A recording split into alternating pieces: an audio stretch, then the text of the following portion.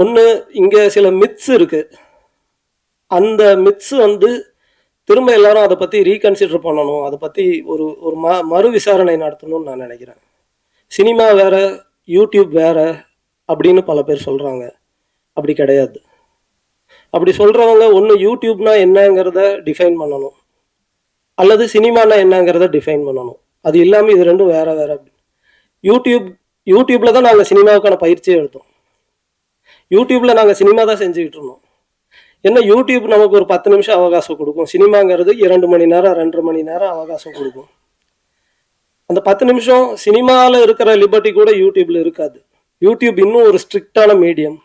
10 நிமிஷத்துக்குள்ள நீங்கள் ஆடியன்ஸை என்கேஜ் பண்ணி உங்கள் 10 நிமிஷமும் நீங்கள் வச்சிருக்கணும். உங்கள் கூட முதல் நிமிஷமே நீங்கள் உங்கள் ஆடியன்ஸை நீங்கள் என்கேஜ் பண்ணணும்.